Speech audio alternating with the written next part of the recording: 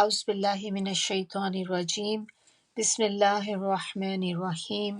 رب اشرح لی صدری ویسر لی امری واحلل عقدۃ من لسانی یفقہوا قولی رب یسر ولا تعسر وتمم بالخیر۔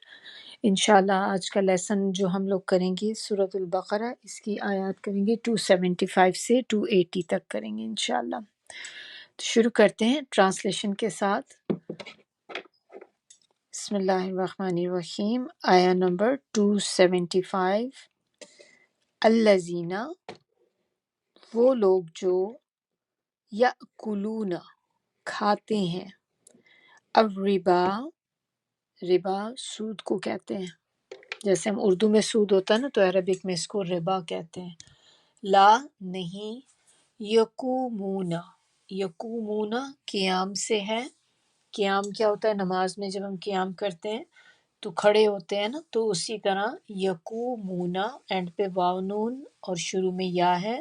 تو اس کے معنی کیا ہو جاتے ہیں واو نون کے کہ پلورل ہے، تو وہ اٹھیں گے یا کھڑے ہوں گے۔ الا، مگر، کما، جس طرح، یقوم، اٹھے گا، الذی، وہ شخص، یتخبطہ، دیوانہ بنا دیا ہو یا خبتی بنا دیا ہو، اینڈ پہ ہو ہے اس کو، الشیطان، شیطان نے، من، سے، المسی، مس، چھو کر، یعنی کہ مس سے، آپ مس سے بھی لکھ سکتی ہیں اور چھو کے بھی لکھ سکتی ہیں۔ ذالکا، یہ، بِأَنَّهُمْ، اس وجہ سے کہ، اینڈ پہ ہم ہے، وہ، قالو، کہتے ہیں، انما، بے شک، البیع، بیع کہتے ہیں سودے بیچنے کو، تجارت کرنے کو، ٹریڈنگ کرتے ہیں نا، جو وہ چیز ہے یہ سودا بیچنا اپنا۔ مثلو، مانند، الربا، سود کے، وَأَحَلَّ، اور حلال کیا، اللہ، اللہ نے، البیع، سودے کو، وحرم، اور حرام کیا، الربا، سود کو۔ فمن، پس جو کوئی، یا جس کے پاس، جاءہ، پہنچ گئی اس کے پاس، موعظۃ، موعظہ نصیحت کو کہتے ہیں، تو موعظۃ کوئی نصیحت، من، سے، ربی ہی، رب ہی، اس کے، فانتہا، فا شروع میں، پھر انتہا، وہ باز آ گیا، فَلَہُ، تو لیے اس کے، ما، جو، سلفا، سلفا پہلے گزر گیا کے بارے میں آتا ہے، جو چیز پہلے ہو چکی، تو سلفا کا آپ لکھیں گے پہلے ہو چکا۔ وَأَمْرُهُ، امر کام کو کہتے ہیں، معاملے کو کہتے ہیں، وَأَمْرُهُ، اور معاملہ، اینڈ پہ ہو ہے اس کا، الی اللہ، طرف اللہ کے، اور من، جو، عاد، عاد، پھر سے لینے لگا، پلٹ آیا۔ اعادہ کرنا کہتے ہیں نا، جب ہم قرآن پڑھتے ہیں تو اس میں کہتے ہیں آیات کا اعادہ کریں، یعنی کہ اس کو ریپیٹ کریں۔ اگر آپ مڈل میں کہیں سٹاپ کرتے ہیں تو آپ کو تھوڑا سا پیچھے سے جا کے شروع کرنا پڑتا ہے، تو اسی سے ہے کہ پھر لینے لگا، یعنی کہ واپس آ گیا اپنی پرانی روش پہ۔ فَأُولَئِکَ، تو ایسے لوگ، اصحاب الناری، دوزخ میں، ہم، وہ، فیہا، فی میں، ہاں اس، خالدون، ہمیشہ رہنے والے ہیں۔ آیت 276۔ یمحقو، مٹا دیتا ہے، نابود کر دیتا ہے، ضائع کر دیتا ہے، اللہ، اللہ، الربا، ربا یعنی کہ سود کو، ویربی، اور بڑھاتا ہے، الصدقاتی، صدقات کو یا خیرات کو، واللہ، اور اللہ، لا یحب، نہیں محبت کرتا، یا دوست رکھتا کلا ہر کفارن ناشکر اثیمن گناہ گار کو۔ آیا نمبر 277 ان الذین انا بے شک الذین جو لوگ آمنو ایمان لائے وعملوا اور عمل کیے الصالحات نیک واقاموا اور قائم کرتے رہے الصلاۃ نماز اور آتو دیتے رہے الزکوٰۃ زکوٰۃ لہم لیے ان کے اجرہم اجر یا صلہ بدلہ ہم ان کا عند پاس ربہم رب کے ان کے، کیونکہ ہم ہے نا اینڈ پہ تو ان کے، ولا اور نہیں خوف کچھ خوف علیہم ان پر اور لا نہیں ہم وہ یحزنون غمگین ہوں گے۔ آیت 278 یا ایہا الذین آمنو حرف ندا ہے، پکارا جا رہا ہے کن کو؟ ایمان والوں کو، اے لوگوں جو ایمان لائے ہو، اتقوا اللہ، اتقو تقوی سے ہے ڈرو، اللہ اللہ سے، وذرو اور چھوڑ دو، ما جو کچھ بقیہ باقی رہ گیا، من الربا ربا سے یعنی کہ سود سے، ان اگر کن تم ہو تم مؤمنین مومن۔ آیت 279 فَإِن پس اگر لم نہیں تفعلوا تم کرو گے فَأْذَنُوا تو جو آگے یہ ہے نا اذنو یہ کہتے ہیں جیسے اعلان کر دینا کسی چیز کا، بگل بجا دینا، اعلان کر دینا کسی چیز کا، تو فَأْذَنُوا اعلان سن لو، بِحَرْبٍ بِحَرْبٍ جنگ کو کہتے ہیں کہ جنگ کا اعلان، من اللہ سے اللہ ورسولہ اور رسول اس کے، وَإِن اور اگر تم توبہ کر لو فَلَکُمْ تو لکم لیے تمہارے، رؤوس اصل رقم، اموالکم اموالی مال کی، کم تمہارے، لا نہیں تظلمون تم ظلم کرو، اور لا نہیں تظلمون تم ظلم کیے جاؤ گے۔ آیا 280 اور ان اگر کانا ہو ذو کوئی عسرتن تنگ دست فنظرتن پس مہلت دو الی تک میسرہ آسانی، میسر آسانی کو کہتے ہیں کشائش، وَأَن اور اگر تصدقو بخش دو صدقے کے طور پہ دے دو، خیر زیادہ بہتر ہے، لکم لیے تمہارے، ان اگر کنتم ہو تم تعلمون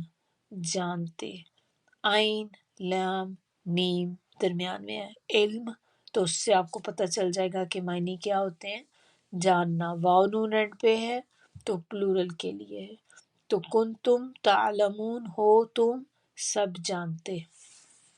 چلیے انشاءاللہ اب ہم اس کی تفسیر کو دیکھتے ہیں۔ آیت نمبر 275 سے لے کر 280 تک کا جو ہمارا آج کا لیسن ہے، یہ آیات سود کے بارے میں ہے، یہاں سے سود کی حرمت کا بتایا جا رہا ہے۔ تو دیکھتے ہیں کہ آیت 275 میں اللہ تعالیٰ میں کیا بتا رہے ہیں۔ تو یہ تھوڑا سا اگر ہم پیچھے سے اس کو کنیکٹ کریں کہ پچھلی آیت میں 274 میں ہم کس کی بات کر رہے تھے، ان لوگوں کی جو اپنا مال صدقے میں خرچ کرتے ہیں، اور وہ بھی ایسے ہی نہیں کرتے بلکہ ڈھکے چھپے دن رات چپکے چپکے اپنا خرچ کرتے ہیں، نہ دن دیکھتے ہیں نہ رات دیکھتے ہیں، ہر وقت جہاں موقع ملتا ہے اپنا مال خرچ کرتے ہیں۔ تو اب اس کے کمپیریزن میں یہاں پر بتایا جا رہا ہے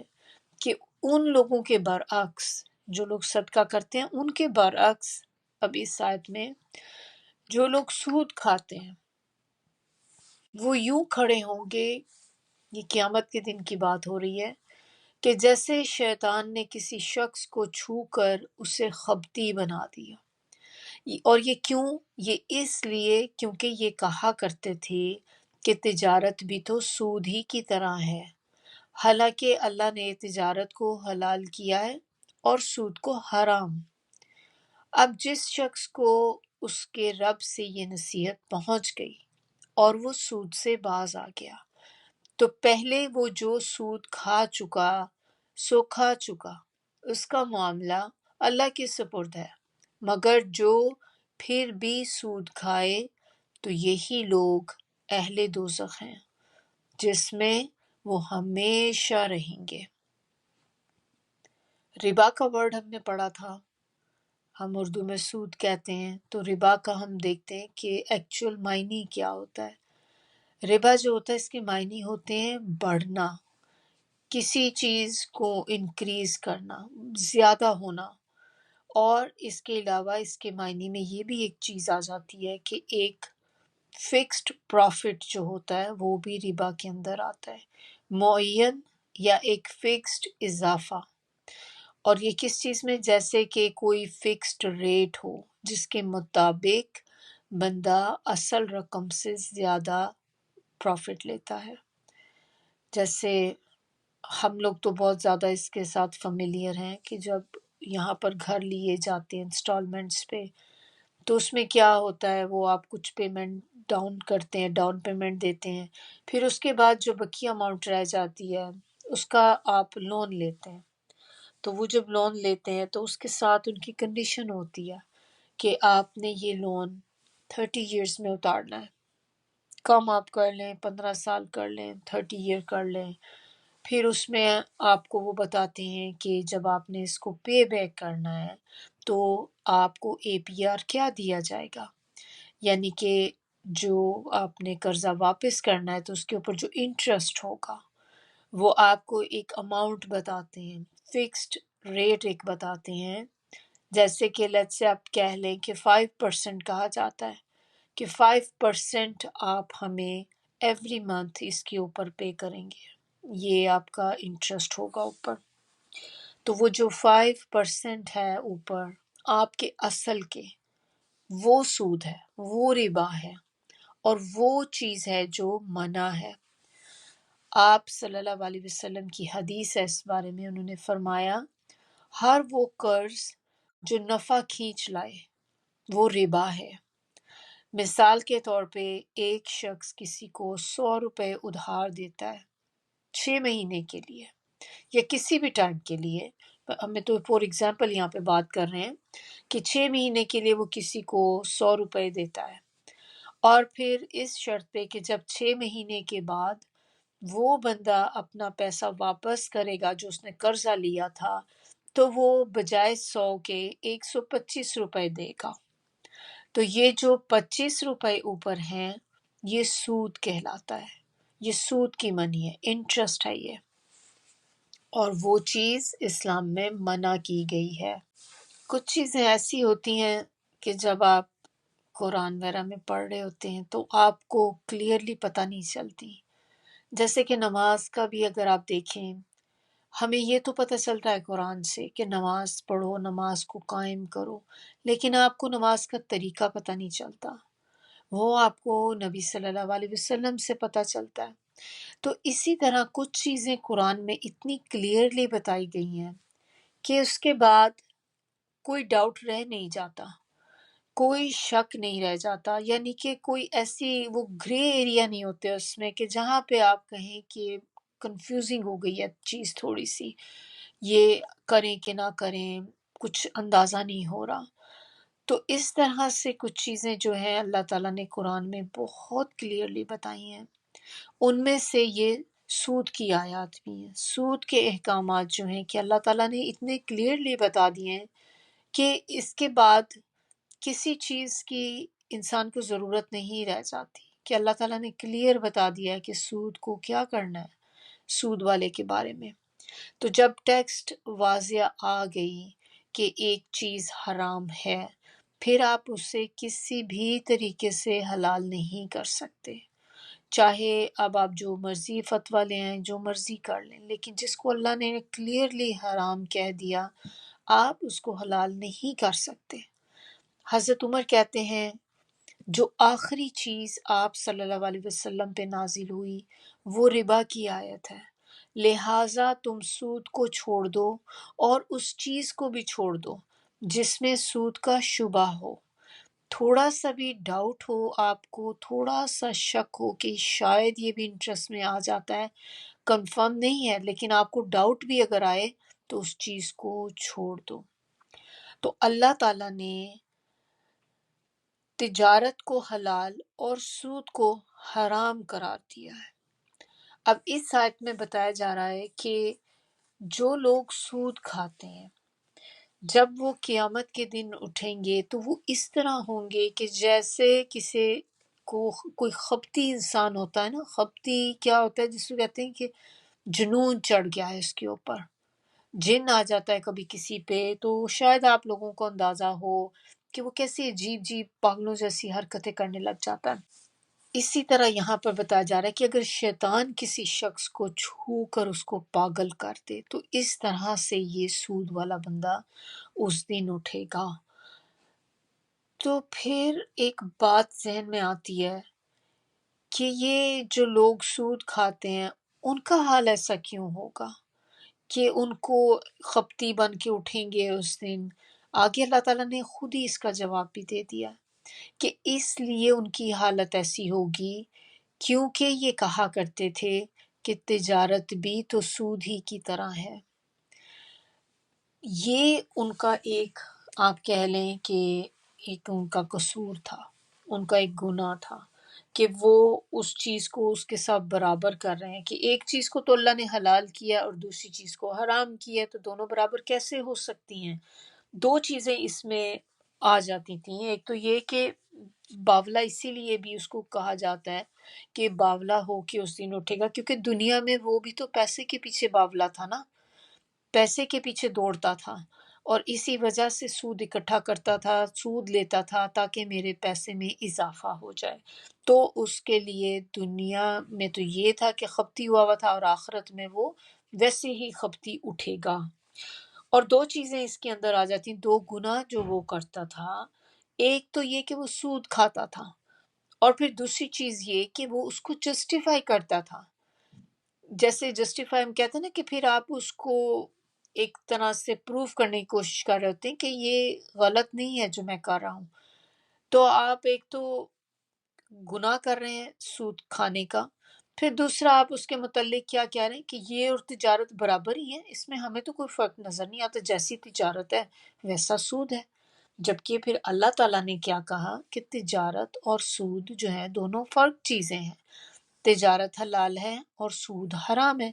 تو اس کے بارے میں کچھ پوائنٹس ہیں وہ میں آپ کو بتاتی ہوں جس سے آپ کو تھوڑا اندازہ ہوگا کہ تجارت میں اور سود میں کیا فرق ہے، یہ ہمیں پتہ ہونا چاہیے کیونکہ یہ تجارت جو ہے یہ ٹریڈنگ میں آ جاتی ہے۔ تو ہمارے ذہن میں بھی سوال آ سکتا ہے کہ بظاہر تو ایک ہی جیسی چیزیں لگتی ہیں دونوں، تو اب دیکھتے ہیں تجارت اور سود میں سب سے پہلی چیز تو یہی آ جاتی ہے کہ تجارت حلال ہے اور سود حرام ہے۔ تجارت کے اندر پروفٹ جو ہوتا ہے نا وہ فکس نہیں ہوتا، کچھ بھی ہو سکتا ہے، تھوڑا ہو سکتا ہے، تھوڑا زیادہ ہو سکتا ہے، وہ ایک فکسڈ اماؤنٹ نہیں ہوتی کہ جب بھی آپ اپنا سودا بیچیں گے تو آپ کو اتنا ہی پروفٹ ہوگا۔ جیسے ہم اکثر بازار وغیرہ میں جاتے ہیں تو کبھی جہاں پہ آپ بارگن کر سکتے ہیں تو آپ دیکھیں کہ وہ لوگ جب بارگن کرتے کرتے سم ٹائم کافی نیچے پرائس لے آتے ہیں، تو اس وقت ان کا پروفٹ بھی کم ہو جاتا ہے، کیونکہ ظاہر ہے وہ جو پرائس مانگ رہے تھے اگر اسی میں سیل کرتے تو ان کا پروفٹ زیادہ ہوتا، تو ایک فکسڈ اماؤنٹ نہیں ہے ان کے پروفٹ کی، جبکہ سود جو ہوتا ہے یہ ایک فکسڈ پروفٹ ہوتا ہے۔ جیسے میں نے آپ کو سٹارٹ میں بتایا تھا کہ سود جب دیا جاتا ہے تو اس کے ساتھ آپ کو پرسنٹیج بتائی جاتی ہے کہ آپ کو 10% پہ دیا جا رہا ہے، 5% پہ دیا جا رہا ہے، یہ جو بھی فکسڈ اس وقت اماؤنٹ ہوتی ہے جو وہ اسائن کرتے ہیں آپ کو وہ دینی پڑتی ہے۔ 5% ہے، 10% ہے، لیٹ سے کہ 5% فکس کر دیا انہوں نے، اور آپ اسی کی شرائط کے اوپر پھر آپ وہ کانٹریکٹ سائن کرتے ہیں، پیپر سائن کرتے ہیں، اپنے لیگل ڈاکومنٹس جو ہوتی ہیں۔ اب ہر مہینے آپ نے ان کو جو بھی آپ کا اصل ہے اس کے اوپر آپ نے 5% جو ہوتا ہے وہ آپ ان کو دیے چلے جاتے ہیں، تو یعنی کہ ہر مہینے ان کو ایک فکسڈ اماؤنٹ ہے جو پروفٹ مل رہا ہے۔ تو یہ بہت بڑا ڈیفرنس ہے تجارت میں اور سود میں۔ تو اب کلیئر ہو گیا ہوگا یہ کہ تجارت میں آپ کا منافع فکس نہیں ہوتا، اور تجارت میں کیا ہوتا ہے کہ آپ رسک لیتے ہیں، اس کے اندر پروفٹ بھی ہو سکتا ہے، لاس بھی ہو سکتا ہے، کہ جب بھی آپ کوئی مال بیچتے ہیں تو کبھی کبھی ایسا بھی ہوتا ہے کہ آپ کی بہت کوشش کے باوجود وہ مال نہیں بکتا، اور وہ مال جب نہیں بکتا تو اینڈ پہ کیا ہوتا ہے کہ آپ کو اونے پونے داموں پر بیچنا پڑتا ہے۔ تو کبھی ایسا بھی ہوتا ہے کہ آپ کو یہ ڈر ہوتا ہے کہ میرا مال خراب ہو جائے گا، تو آپ اس ڈر سے اینڈ پہ اس کو سم ٹائم جس پرائس پہ آپ نے لیا ہوتا ہے یا لاس میں بھی آپ اس کو دے دیتے ہیں، کیونکہ آپ کے لیے لے جانا بھی ورتھ نہیں ہوتا۔ خاص طور پہ ایسی چیزوں کے لیے آتا ہے جو پیرشیبل ہوتی ہیں، خراب ہونے والی چیزیں ہوتی ہیں، ویجیٹیبلز ہوتی ہیں، فوڈ آئٹمز ہوتی ہیں۔ تو اس طرح کی چیزیں پھر آپ نے دیکھا ہے کہ سٹورز وغیرہ پہ بھی اکثر مارک ڈاؤن کر دیا جاتا ہے، سیل پہ لگ جاتی ہیں چیزیں، کیونکہ وہ اپنی ایکسپائری ڈیٹ کے قریب آ جاتی ہیں۔ تو اس میں اب اگر آپ کی چیز نہیں بکی اینڈ تک، پھر آپ کو پھینکنی پڑتی ہے یا اتنی کم پرائس پہ دینی پڑتی ہے کہ جو آپ کو پروفٹ کی بجائے لاس دیتا ہے۔ تو تجارت جو ہوتی ہے اس میں آپ پروفٹ اینڈ لاس دونوں کو شیئر کر رہے ہوتے ہیں، جبکہ سود جو ہوتا ہے اس میں کوئی لاس نہیں ہوتا، اس میں کنٹینیوس پروفٹ ہوتا ہے، کیونکہ آپ کی شرائط تھی جس پہ یہ ہوا تھا کانٹریکٹ سارا کہ اتنے پرسنٹ آپ نے every month on top of جو آپ کی ایکچوئل بیلنس ہوتا ہے، تو آپ نے اس کے ساتھ آپ نے یہ انٹرسٹ اماؤنٹ بھی پے کرنی ہے۔ تو پھر اب آپ نے دیکھ لیا کہ اس میں پروفٹ اینڈ لاس ہے، تجارت میں دونوں چیزیں آپ ایکولی شیئر کر رہے ہوتے ہیں، سود میں لاس نہیں ہے۔ پھر تجارت میں کیا ہوتا ہے کہ جب انسان اپنا مال بیچتا ہے تو اس کے لیے اس کا وقت لگتا ہے، اس کی محنت لگتی ہے، اس کی ذہانت لگتی ہے، پھر پیسہ بھی لگتا ہے کہ آپ اپنے پیسے سے سودا خریدتے ہیں، پھر آپ اس کو بیچنے کے لیے اپنا دماغ استعمال کرتے ہیں، آپ طریقے سوچتے ہیں کہ میں نے کس طرح سے کیا اسٹریٹجی کروں کہ جس سے میرا مال ٹائم پہ بک جائے، اچھے طریقے سے بک جائے، اور کتنی میں اس کی پرائس رکھوں کہ وہ بآسانی بک جائے۔ بعض اوقات ہوتا ہے اوور پرائسڈ ہوتی ہیں چیزیں، تو آپ نے دیکھا ہے کہ وہ بھی نہیں بکتی، پھر پڑی رہتی ہیں۔ تو آپ نے ایک بیلنس دیکھنا ہوتا ہے کہ کون سا میں طریقہ اختیار کروں کہ میری چیزیں جو ہیں بک جائیں، جبکہ سود کے اندر آپ نے ایسا کچھ بھی نہیں کرنا ہوتا، آپ کا صرف پیسہ لگتا ہے اور اس کے علاوہ کوئی محنت نہیں ہے۔ اب آپ اسی طرح دیکھ لیں کہ جو ہم گھر لیتے ہیں اس میں آپ ایک دفعہ ان سے لون لیتے ہیں، اس کے بعد آپ کا کب ان کے ساتھ سامنا ہوتا ہے، کتنی دفعہ وہ آپ کے سامنے ہر مہینے آتے ہیں، نئے نئے طریقے اپناتے ہیں، محنت کر رہے ہیں آپ کے ساتھ، کچھ بھی نہیں، بس آپ نے کیا کرنا ہے، ہر مہینے ان کو اتنی اماؤنٹ دیتے چلے جانا ہے، دیے جا رہے ہیں، اب وہ آرام سے جہاں بھی کہیں بیٹھے ہیں مال ان کو ملتا جا رہا ہے۔ تو ان کی ایک طرح سے آپ کہہ لیں کہ کوئی محنت نہیں ہے جو اس میں یوز ہو رہی ہے، کوئی ٹائم یوز نہیں ہو رہا ان کا، تو یہ ایک طرح سے فری منی ہے جو ان کو مل رہی ہے۔ پھر اس میں تجارت کے اندر دونوں پارٹنرز جو ہوتے ہیں ان کو فائدہ ہوتا ہے۔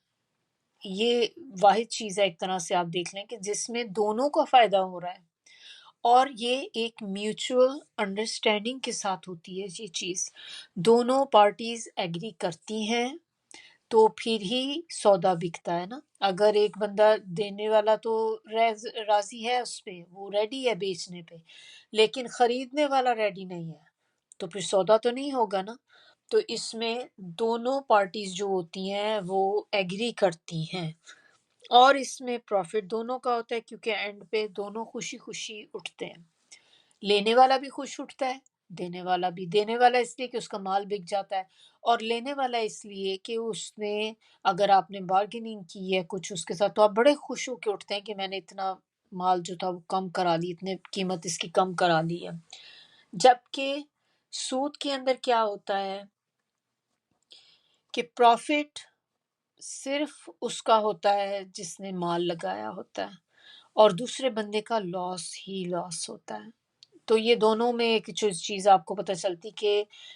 سود کے اندر جس نے تو سود لے رہا ہے اس کا تو پروفٹ ہی پروفٹ ہے، اور دوسرے کا لاس ہی لاس ہے، جبکہ تجارت میں دونوں جو ہوتے ہیں ان کا پروفٹ ہوتا ہے۔ پھر اس میں جو قرض لینے والا ہے سود میں، وہی ہے جو سارا لاس شیئر کرتا ہے۔ تجارت کے ذریعے مال جو ہوتا ہے سرکولیٹ کرتا ہے، جبکہ سود جو ہوتا ہے اس کے اندر کیا ہوتا ہے کہ مال جو ہوتا ہے نا وہ ایک ہی بندے کے پاس جمع ہوتا چلا جاتا ہے۔ تو اس کی وجہ سے جو سود ہوتا ہے اس وجہ سے امیر جو ہوتا ہے وہ امیر سے امیر تر ہوتا جاتا ہے،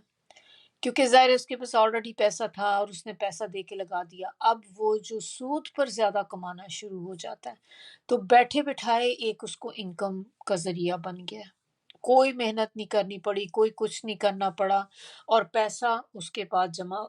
ہوتا جا رہا ہے، جبکہ تجارت میں مال جو ہوتا ہے وہ سرکولیٹ کرتا رہتا ہے۔ تجارت کے اندر بندہ غریب بھی ہو سکتا ہے،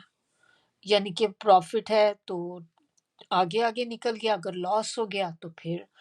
غریب ہو گیا، بینکرپٹ بھی ہو سکتا ہے، آپ ایک دم سے کلیپس ہو جاتے ہیں، ختم ہو جاتی ہے ہر چیز۔ بزنس میں تو ہم نے بہت زیادہ دیکھا، لیکن سود میں کیا ہوتا ہے؟ سود میں تو ایسی کوئی چیز نہیں ہوتی کہ آپ غریب بھی ہو سکتے ہیں، جو لینے والا ہے وہ غریب تو کبھی نہیں ہو سکتا، ہاں دینے والا ضرور غریب ہو سکتا ہے، جو سود دے رہا ہے وہ بینکرپٹ ہو سکتا ہے لیکن لینے والا بینکرپٹ نہیں ہو سکتا۔ تو یہ کچھ اس میں پوائنٹس تھے، اور ایک اور چیز بھی جو ایک اس میں ایک رہ گئی ہے کہ جیسے میں نے آپ کو بتایا تھا کہ تجارت میں تو میوچول انڈرسٹینڈنگ ہوتی ہے کہ دونوں ایگری کرتے ہیں اور دونوں رضامند ہوتے ہیں۔ خالی میوچول انڈرسٹینڈنگ ایک آپ کی ہے تو اس میں کیا چیز ایک امپورٹنٹ آ جاتی ہے کہ آپ دونوں ایگری کر رہے ہیں، اس پر خوش ہیں دونوں، پھر وہ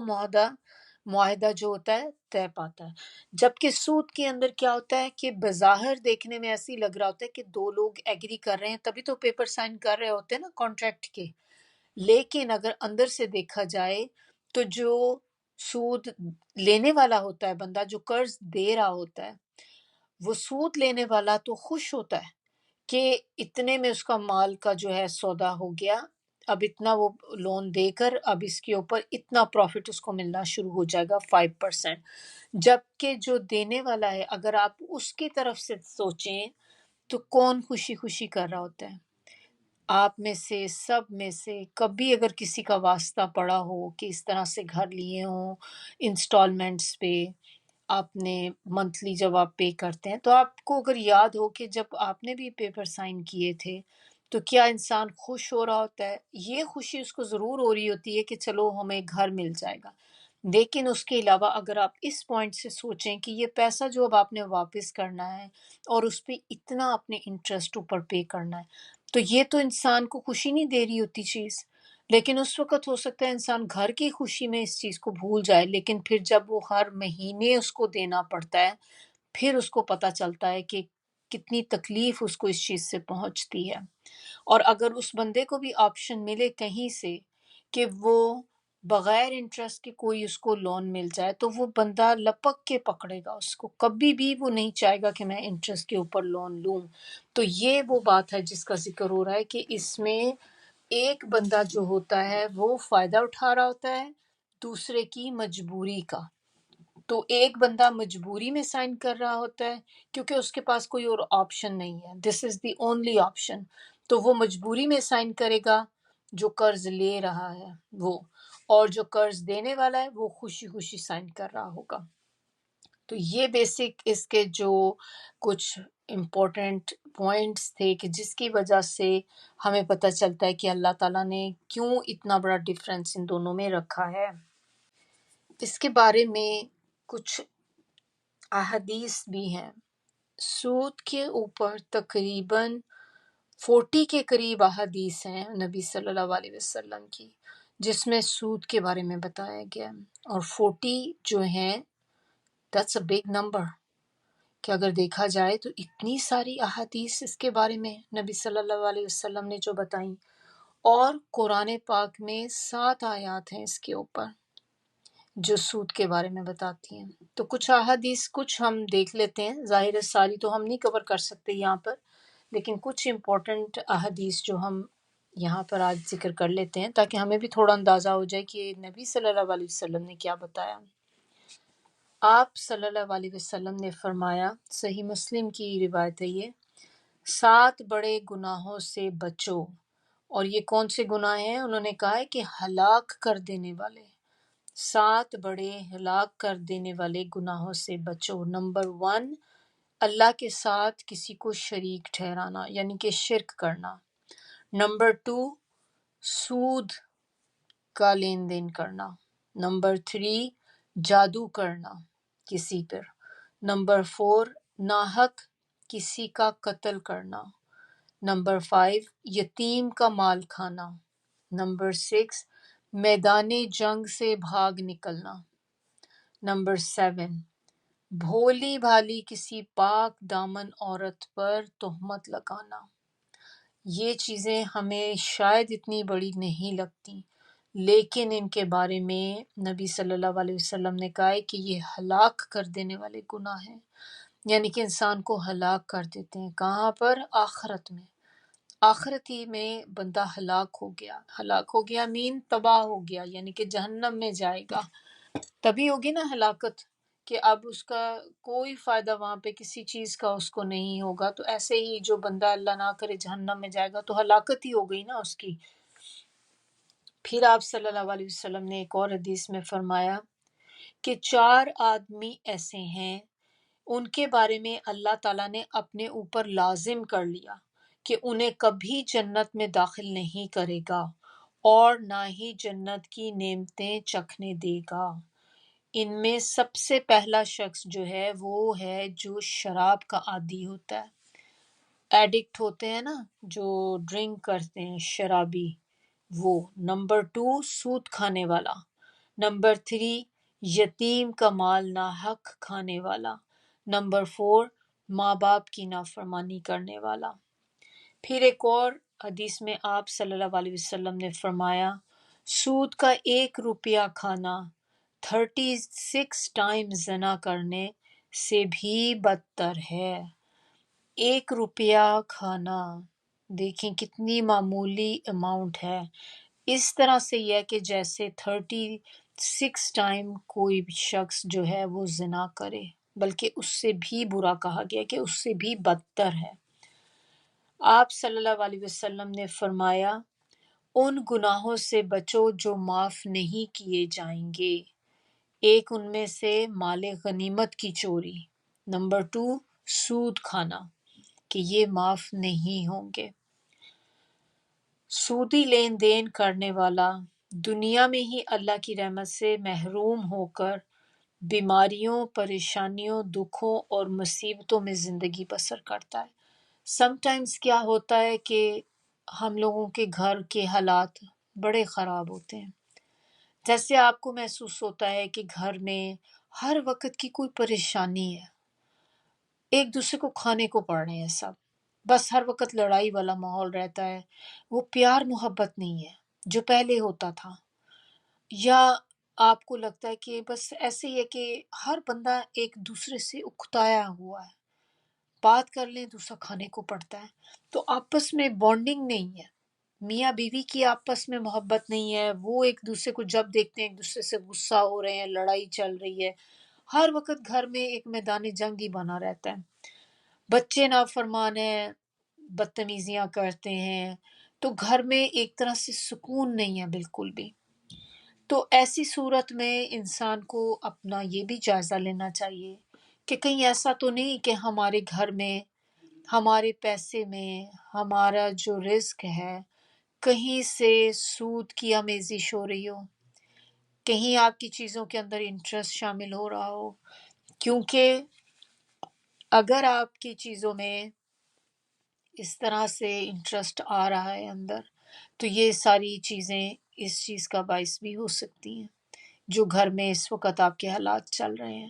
تو کہیں سے بھی اگر آپ کو محسوس ہوتا ہے، اپنا اپنا سوچنا پڑے گا کہ آپ کا گھر تو انٹرسٹ پہ نہیں ہے، پھر آپ دیکھیں کہ آپ کے جو بینک بیلنس ہے، آپ کے بینک کے اندر تو انٹرسٹ میں پیسے نہیں آ رہے، کیونکہ یہاں پر تو کہیں پہ بھی بینک میں جب آپ اپنے پیسے سیونگ میں جمع کراتے ہیں تو اس میں انٹرسٹ ملتا ہے، تو کچھ چیکنگ پہ بھی ہوتا ہے لیکن سیونگ پہ تو خاص طور پہ آپ کو انٹرسٹ ملتا ہے۔ پھر سی ڈیز وغیرہ ہوتی ہیں بینکس میں، وہ جب آپ سی ڈیز بھی جب آپ لیتے ہیں تو ان کے اندر بھی انٹرسٹ ہوتا ہے۔ تو یہ چیزیں اگر آپ کے گھر پہ پرابلم چل رہی ہے تو ان چیزوں کا ضرور جائزہ لیں کہ کہیں سے ہمارے اندر پیسہ ایڈ تو نہیں ہو رہا ہے حرام کا جو ہے انٹرسٹ کا ہے۔ پھر اسی طرح جب آپ کریڈٹ کارڈ پہ لیتے ہیں چیزیں تو سم ٹائم آپ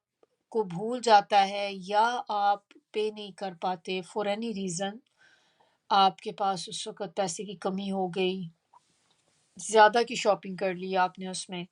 تو پھر کیا ہوتا ہے کہ جب آپ اس کو ایک ہی دفعہ میں پے نہیں کر پا رہے ہوتے، یعنی کہ فرسٹ ٹائم میں ہی وہ آپ کے ساتھ انٹرسٹ ایڈ کر دیتے ہیں کہ آپ نے ایک آپ کا مس ہوا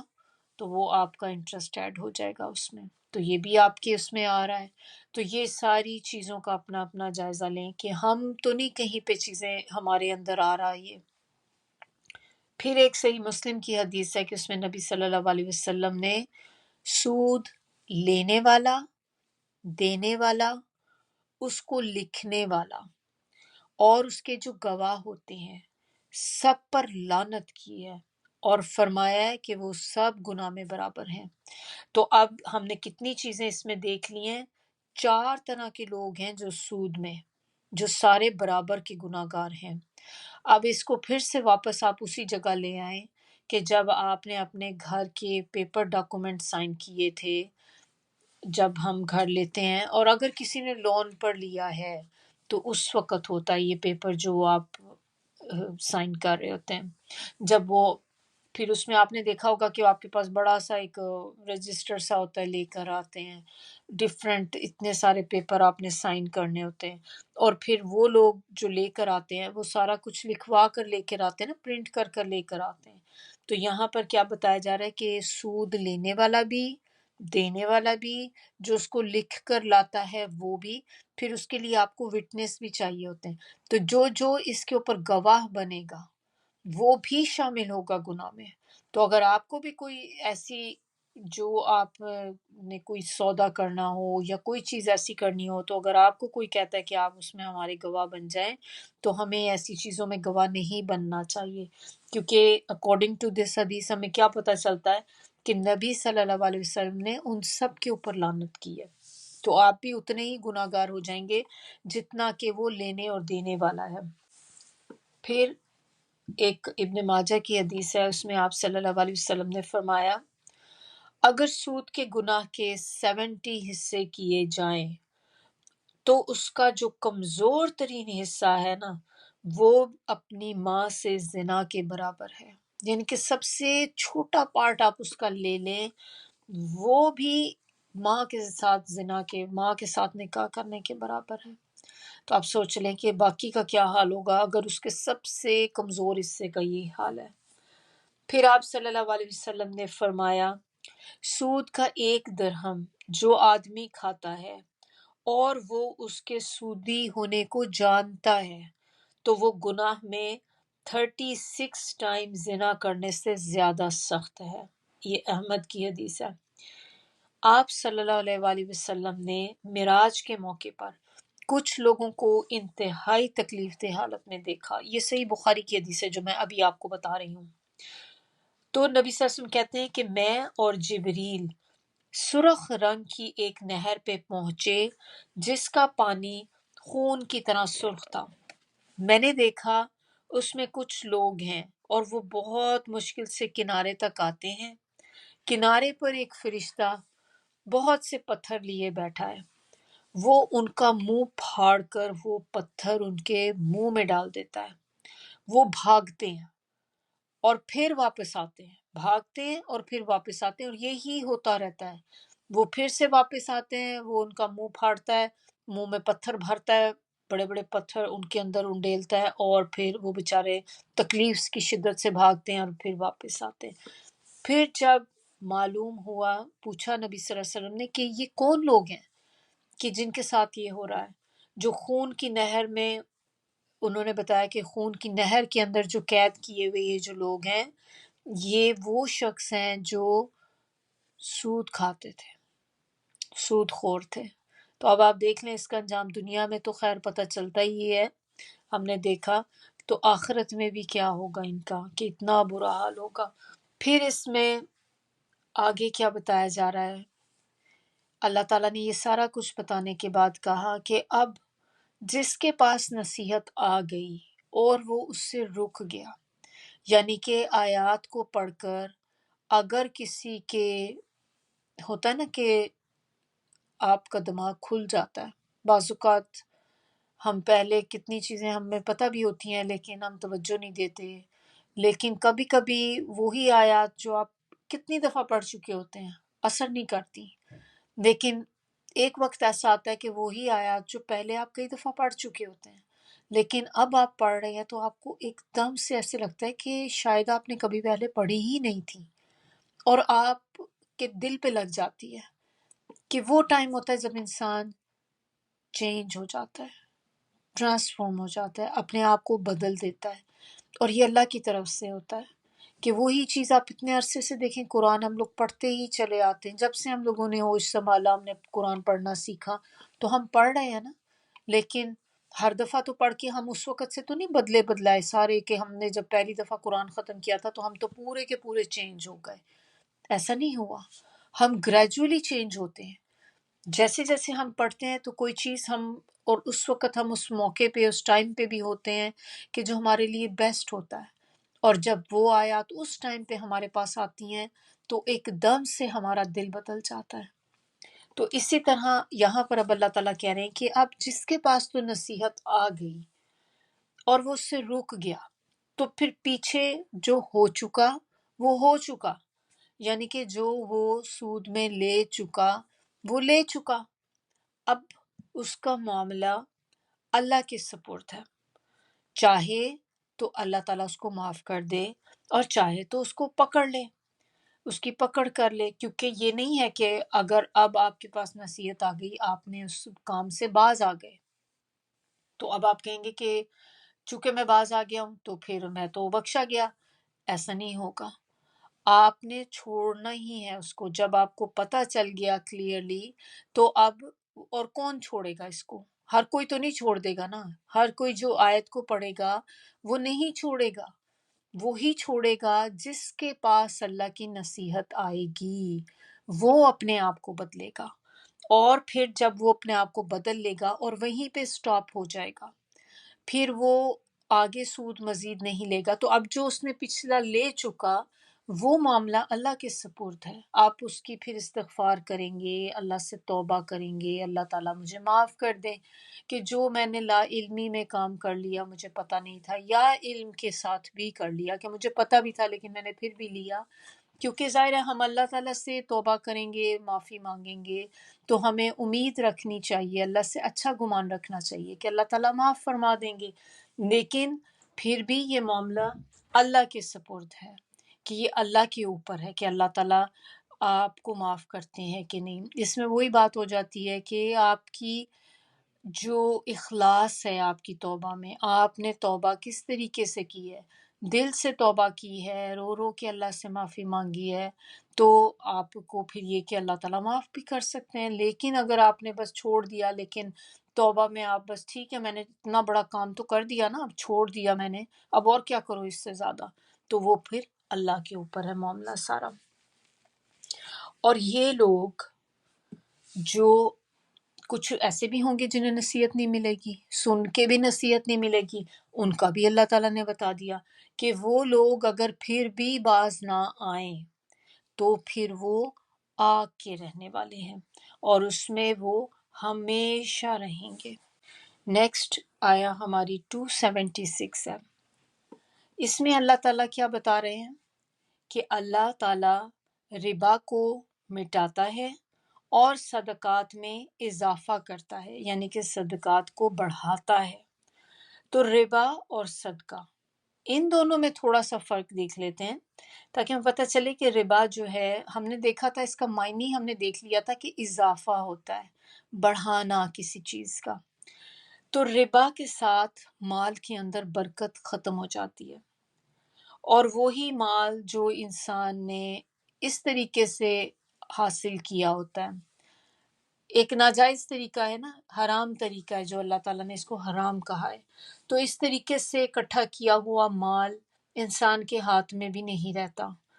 کہ وہ آپ کو خود بھی نہیں پتا ہوتا کہ وہ جو مال آپ اکٹھا کرتے ہیں وہ بظاہر تو آپ کو لگ رہا ہوتا ہے کہ آپ کے بینک بیلنس جو ہے بڑھ رہا ہے، اس سے بینک میں جمع ہو رہا ہے تو بڑھ رہا ہے، لیکن وہی مال آپ کا ادھر ادھر نکل جاتا ہے سارا، کیونکہ برکت نہیں ہے مال میں۔ تو وہ مال کبھی جیسے کوئی بیماری آ گئی اس میں لگ گیا، کوئی گاڑی کا کوئی پرابلم ہو گیا اس پہ آپ نے پیسہ لگا دیا، گھر میں کوئی نقصان ہو گیا، تو یہ جس طریقے سے یہ مال اکٹھا ہوتا ہے یہ اسی طریقے سے نکلتا بھی جاتا ہے۔ اور بیماری، نقصان، یہ ساری چیزیں آپ کو پتہ ہے، ایک دفعہ اللہ نہ کرے کوئی بیماری ایسی لگ جائے تو پھر تو انسان کا پیسہ پانی کی طرح نکلنا شروع ہو جاتا ہے، سم ٹائم گھر تک بک جاتے ہیں، لوگوں کے کاروبار بک جاتے ہیں۔ اور اس میں کیا ہوتا ہے کہ ربا میں انسان دوسروں سے مال نکلوا رہا ہوتا ہے، وہ مال آپ کا نہیں ہوتا، دوسرے کا مال ہوتا ہے جو آپ ان سے زبردستی ان کی مجبوریوں کا فائدہ اٹھاتے ہوئے نکلوا رہے ہوتے ہیں اور اپنے اندر جمع کر رہے ہوتے ہیں۔ تو اس میں بظاہر انسان کو دنیا کا فائدہ ہوتا ہے جو ملتا ہے، اور ایسی چیزیں جو ہوتی ہیں ظلم کو جنم دیتی ہیں، کہ ظلم ہوتا ہے اس کے ساتھ، آپ ظلم نہیں کرتے نا دوسرے کے ساتھ اس میں،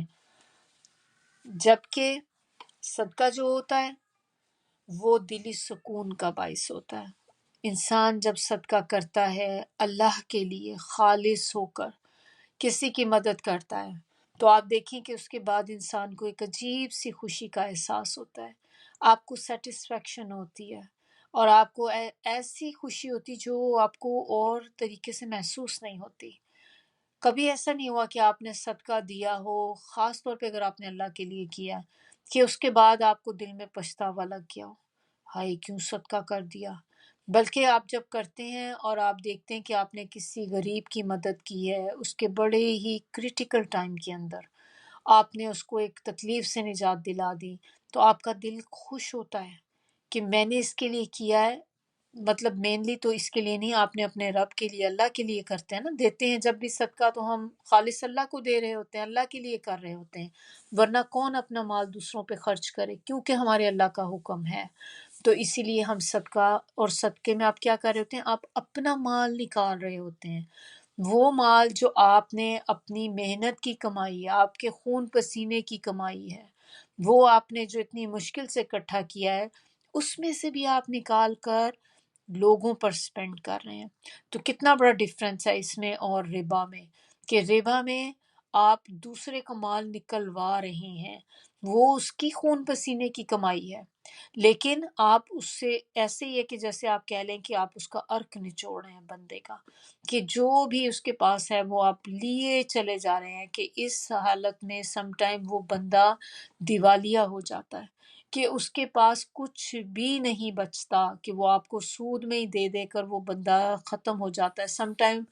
اصل تو ختم ہو جاتا ہے لیکن سود چلتا رہتا ہے، کہ اتنا بڑھتا جاتا ہے، وہ ایڈ ہوتا جاتا ہے، تو وہ بندہ اصل تو پورا کر بیٹھتا ہے لیکن اس کا سود نہیں پورا کر پاتا. اور اس کی بہت بڑی مثال جو ہے وہ یہ اسٹوڈنٹ لونز ہیں. کبھی آپ دیکھیں جو اسٹوڈنٹ لون ہوتے ہیں اس کا انٹرسٹ کتنا ہائی ہوتا ہے، اور وہ اس وقت تو انسان لے لیتا ہے لیکن جب بعد میں اتارنے کی باری آتی ہے تو وہ انٹرسٹ بڑھتا چلا جاتا ہے، بڑھتا چلا جاتا ہے. بڑھتا اس طرح نہیں ہے کہ وہ فکسڈ اماؤنٹ تو نہیں بڑھتی، پائل اپ ہونا شروع ہو جاتا ہے، کہ وہ آپ اتنا زیادہ اماؤنٹ ہو جاتی ہے کہ وہ اینڈ پہ سود ہی سود رہ جاتا ہے، اور آپ اب اصل تو کب کا ختم ہو چکا، اب آپ سود کو پے کیے چلے جا رہے ہوتے ہیں. تو یہ ظلم ہو گیا نا دوسرے کے ساتھ. تو یہ کتنا بڑا فرق ہے اس میں. صدقے میں آپ اپنا مال خوشی سے نکال رہے ہوتے ہیں، اپنے دل سے، اللہ کی رضا کی خاطر آپ وہ دیتے ہیں، جس کی وجہ سے پھر اللہ تعالیٰ آپ کے مال میں برکت دیتے ہیں، آپ کی عمر میں برکت ہوتی ہے، آپ کی صحت میں برکت ہوتی ہے. اور ہم نے ایک اور چیز کیا پڑھی تھی کہ جب انسان صدقہ دیتا ہے تو کیا ہوتا ہے کہ وہ مال آپ کا 700 ٹائم گنا اللہ تعالیٰ بڑھا کر دیتے ہیں. یہ بیسک ہے، بالکل منیمم ہے 700 ٹائمز جو اللہ تعالیٰ دیتے ہیں. اس سے بہت زیادہ بھی بڑھا سکتے ہیں اس کو. کسی کو بھی دیا جا سکتا ہے صدقہ جو ہوتا ہے. صدقہ ایسا نہیں ہے کہ کسی فکس بندے کے لیے آپ نے میں نے بس اسی کو صدقہ کرنا ہے. جبکہ ربا جو ہوتا ہے وہ آپ دیکھیں ایک فکسڈ بندے کو ہی دیا جا رہا ہوتا ہے، ایک ہی بندہ ہے جو اکٹھا کر رہا ہوتا ہے، اسی کو ہی آپ نے دینا ہوتا ہے. اور صدقے سے انسان کو آخرت میں فائدہ ہوتا ہے، جبکہ ربا سے دنیا کا فائدہ ہوتا ہے. اور صدقہ جو ہوتا ہے یہ احسان کو جنم دیتا ہے، اس سے آپ دوسرے کی فیور کر رہے ہوتے ہیں تو ایک احسان کا جذبہ آتا ہے. جبکہ ربا جو ہوتا ہے یہ انسان کو نفرت کی طرف لے جاتا ہے. احسان تو ہوتا نہیں، ظلم ہوتا ہے بلکہ اس میں. آپ صلی اللہ علیہ وسلم نے ایک حدیث میں فرمایا کہ جس کسی کا مال سود سے زیادہ ہوگا آخر کار وہ قلت کی طرف جائے گا. یعنی کہ آپ کو بے شک جتنا مرضی لگے کہ وہ مال آپ نے بڑھا لیا ہے سود کے ذریعے، اینڈ ریزلٹ اس کا یہی ہونا ہے کہ وہ مال اس کے پاس سے نکل جائے گا. اللہ تعالیٰ نہیں محبت کرتا کسی ناشکرے اور گناہ گار سے. تو یہاں ناشکرہ جو ورڈ آیا اس سے مراد سود خور ہے، کیونکہ ہم سود کی آیات دیکھ رہے ہیں. تو جو سود خور ہے اس کو اللہ تعالیٰ نے یہاں پر ناشکرہ کہا ہے. کیوں اس کو ناشکرہ کہا ہے؟ کہ جس کے پاس اپنی ضرورت سے زائد رقم موجود ہے، جسے وہ اپنے کسی محتاج بھائی کی مدد کرنے کے لیے نہیں دیتا،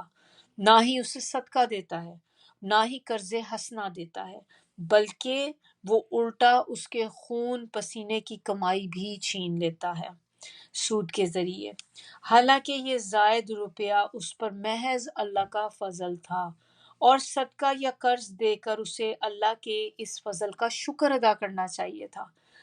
لیکن اس نے بجائے اس کے کہ اللہ کا شکر ادا کرتا، اس نے اس زائد رقم کو سود پہ چڑھا کر اللہ کے فضل کی ناشکری کی. یعنی کہ یہ اللہ کا فضل تھا نا کہ اس کے پاس اتنا پیسہ تھا کہ اس نے آگے قرض پہ دیا. تو جب آپ قرض تبھی دیں گے جب آپ کے پاس اپنی ضرورت سے زیادہ ہوگا. اگر آپ خود ہینڈ ٹو ماؤتھ ہیں تو آپ قرض تو دے ہی نہیں سکتے. تو وہ جو اللہ نے اتنی اماؤنٹ آپ کو دی تھی تو وہ اللہ کا فضل تھا آپ کے اوپر. آپ کو تو چاہیے تھا کہ آپ اللہ کا شکر ادا کرتے، اور اس کے بجائے آپ نے انویسٹمنٹ کا طریقہ سوچا کہ میں اس کو کیوں نہ قرضے پہ دینا شروع کر دوں، اور قرضے پر دوں اور اس پہ ساتھ سود کی اتنی اماؤنٹ لگاؤں. تو آپ نے وہ جو اللہ نے آپ کو فضل آپ کے اوپر کیا تھا ایک طرح سے آپ نے اللہ کی ناشکری کر دی، اور اب آپ نے اس کو حرام طریقوں پر لگانا شروع کر دیا. آیا نمبر 277، بے شک وہ لوگ. اب یہ دیکھیں یہ والی آیت جو ہے نا تھوڑی سی اب آپ اس میں توجہ کریں. 277 کے اندر ٹاپک بالکل چینج ہو گیا.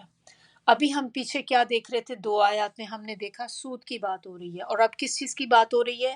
بے شک وہ لوگ جو ایمان لائے اور نیک اعمال کیے اور نماز قائم کی، زکوٰۃ ادا کی،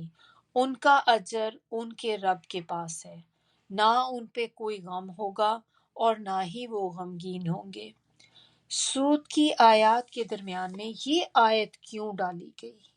ابھی آگے بھی سود کی آیات آئیں گی، اس آیت کے بعد پھر سے سود شروع ہو جائے گا، لیکن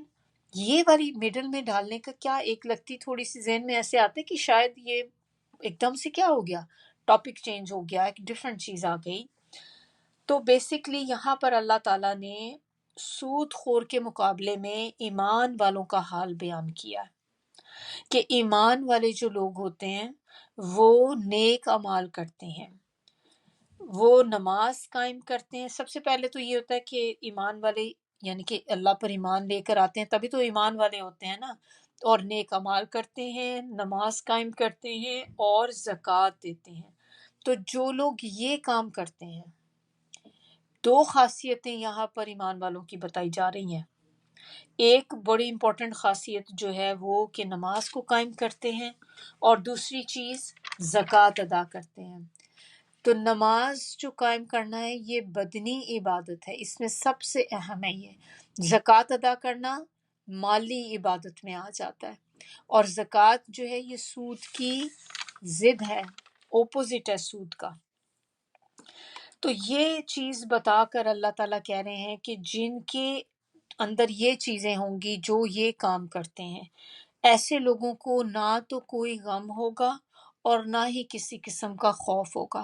یعنی کہ دنیا میں بھی انہیں کوئی پچھتاوا نہیں ہوگا، کیونکہ جو بندہ جس نے سود لیا ہے کبھی نہ کبھی جب اس کو نصیحت آئے گی وہ ریئلائز کرے گا اس چیز کو، تو پھر اس کو چھوڑ تو دے گا، لیکن اس کو پھر بھی اس چیز کا ہمیشہ پچھتاوا رہے گا کہ میں نے کیوں لیا، پتہ نہیں اگر اللہ نے مجھے معاف نہ کیا تو میرا کیا بنے گا۔ تو پچھتاوا کہیں نہ کہیں ساتھ رہتا ہے، جبکہ جس بندے نے اللہ کے لیے نیک اعمال کیے اور زکوٰۃ دی، صدقات دیے، تو ایسے لوگ جو ہوں گے ان کے لیے کوئی غم نہیں ہوگا ماضی کا، کہ جب بھی سوچیں گے تو خوشی ہی ان کو ایک محسوس ہوگی کہ ہاں اللہ کی راہ میں ہم نے خرچ کیا ہے۔ اور پھر اسی طرح آگے خوف نہیں ہوگا۔ خوف ہم نے بات کی تھی، فیوچر کا خوف ہوتا ہے، تو خوف ان کے لیے کہ آگے کیا ہوگا، دنیا میں بھی اور آخرت میں آگے کیا ہوگا۔ تو سود کا لینا اور دینا دونوں ہی منع ہے۔ اگر آپ دیکھیں کہ کسی معاشرے کے اندر انسان اگر اسی چیز پر عمل کر لے کہ ہر بندہ سنسیئرلی، آپ دیکھ لیں آنیسٹلی، کیونکہ آنیسٹی بڑی امپورٹنٹ ہے زکوٰۃ کے معاملے میں، سنسیئر ہونا بھی بہت ضروری ہے، یہ کوالٹیز ہمارے اندر اللہ کرے کہ آئیں۔ تو جو بندہ آنیسٹلی اور سنسیئرلی اپنی زکوٰۃ ادا کرتا ہے، پراپرلی کیلکولیٹ کریں، ہم جو لوگ جن کے پاس چلیں بہت زیادہ اگر نہیں ہوتا ہم تو اپنا ایزیلی کیلکولیٹ کر لیتے ہیں، لیکن وہ لوگ جن کے پاس بہت کچھ ہے، بہت امیر ہیں، بلینئر ہیں، آپ کیا لیں، ملینئر ہیں، بلینئر ہیں، اتنے اتنے لوگ ہیں، فیکٹریز ہیں ان کی، بہت زیادہ کاروبار پھیلے ہوئے ہیں کہ ان کو خود بھی نہیں پتا ان کے پاس کتنا پیسہ ہے۔ تو اس طرح کے بھی لوگ جب اپنی زکوٰۃ وغیرہ نکالتے ہیں، اگر وہ آنیسٹلی زکوٰۃ اپنی نکالیں پراپرلی جتنی بنتی ہے، تو اور پھر زکوٰۃ کے بارے میں ہمیں کیا پتہ ہے، زکوٰۃ تو obligatory ہے، لازمی دینی ہے، اور وہ کس کو دینی ہے، وہ آپ صرف مسلم کو ہی دے سکتے ہیں۔ تو اگر سارے لوگ ذمہ داری کے ساتھ آنیسٹلی اپنی زکوٰۃ نکالیں اور غریبوں میں ڈسٹریبیوٹ کریں، تو آپ دیکھیں کہ معاشرے میں کتنے لوگ ایسے ہیں کہ جو اس سے فائدہ اٹھا سکتے ہیں۔ تو ایک کسی حد تک تو معاشرے میں بیلنس ہو سکتا ہے نا، کہ لوگ جو بہت غریب ہیں ان کو بھی پیسہ مل جائے گا، تھوڑا ان کے گھر میں بھی کھانا آ جائے گا، ایک دو وقت کا ان کے پاس بھی کھانے کو کچھ ہو جائے گا۔ تو جب آپ اس طرح سے پراپرلی کریں، ہر بندہ اپنی ذمہ داری پوری کرے، تو پھر آپ دیکھیں کہ اس سوسائٹی کے اندر، اس کمیونٹی کے اندر کوئی فقیر نہیں بچے گا، کوئی لینے والا نہیں بچے گا۔ حضرت عمر کے دور میں ایسا ہوا تھا کہ ان کے دور میں جب لوگ زکوٰۃ اب دینے ہوتی تھی تو کوئی انہیں بندہ نہیں ملتا تھا جس کو زکوٰۃ دیں، کیونکہ اتنا ایکولائز کیا تھا سسٹم حضرت عمر نے اپنے دور میں، کہ اس طرح سختی سے زکوٰۃ لیا کرتے تھے کہ ہر بندہ پھر اس میں اپنی پوری پراپر زکوٰۃ نکال کے دیتا تھا، تو جب سب میں ڈسٹریبیوٹ ہوتی تھی تو وہ لوگ بھی اتنے خوشحال ہو گئے تھے جو غریب ہوتے تھے پہلے، کہ پھر اب جو زکوٰۃ دینے والا کرائٹیریا تھا اس پہ کوئی پورا ہی نہیں اترتا تھا۔ یہ ہوتا ہے زکوٰۃ کا فائدہ، کہ اللہ تعالیٰ نے جو زکوٰۃ ہمارے لیے رکھی ہے کہ ہم نے لازمی دینی ہے، تو تاکہ ہم سوسائٹی میں بیلنس کر سکیں۔ لیکن اس پہ بھی لوگوں نے جو ہیں بہت سے طریقے نکال لیے کہ آپ اپنی زکوٰۃ کو پراپرلی نکالتے ہی نہیں ہیں، اور نکال بھی دیتے ہیں اگر تو بعض اوقات جن کو آپ دیتے ہیں جو ڈسٹریبیوٹ آگے جنہوں نے کرنا ہوتا ہے وہی زکوٰۃ کھا پی جاتے ہیں اندر، تو یہ نہیں کر سکتے۔ آیا نمبر 278۔ اب یہاں پر واپس آتے ہیں ہم سود کی طرف، تو کیا کہا جا رہا ہے؟ اے ایمان والوں، اللہ سے ڈرتے رہو اور جو سود باقی رہ گیا ہے اسے چھوڑ دو۔ اگر تم نے ایسا نہ کیا تو اللہ اور اس کے رسول سے تمہارے خلاف اعلان جنگ ہے، اور اگر سود سے توبہ کر لو تو تم اپنے اصل سرمایہ کے حقدار ہو۔ اس آیت کے آنے سے پہلے سود کی حرمت پر اور آیات اتر چکی تھیں، تو لہٰذا مسلمان سود سے تقریباً باہر آ چکے تھے۔ سب سے پہلے تھوڑا سا عرب کلچر کے بارے میں ہم دیکھ لیتے ہیں کہ عرب کا کلچر جو تھا پہلے، اس میں جو لین دین ہوا کرتا تھا تو اس میں سود بہت کامن تھا، کیونکہ ظاہر ہے اس وقت تک تو کوئی ایسی آیات آئی نہیں تھی، کوئی منع نہیں کیا گیا تھا، تو یہ بہت ہی ایک بیسک سی چیز تھی کہ یہ ایک لازمی پارٹ تھا کہ جب بھی لین دین ہوتا تھا تو سودی لین دین ہوتا تھا۔ پھر اللہ تعالیٰ نے آہستہ آہستہ آیات اتاری تو اس سے لوگ فیملیئر ہونا شروع ہو گئے، تو لیکن اس کو منع نہیں کیا تھا، حرام نہیں کیا تھا۔ ویسے آپ کو اس کی برائی کا جیسے پتہ چلتا ہے، تو مسلمانوں نے جب اس چیز کو دیکھا تو کافی حد تک مسلمان جو تھے اس چیز سے وہ باہر آ گئے تھے، اور انہوں نے یہ جان لیا تھا کہ یہ کام گناہ کا کام ہے، لہٰذا انہوں نے اس کو چھوڑ دیا۔ لیکن کچھ لوگ اس میں ایسے بھی ابھی تک تھے کہ جنہوں نے ابھی تک یہ نہیں چھوڑا تھا۔ پھر فتح مکہ کے بعد کا واقعہ ہے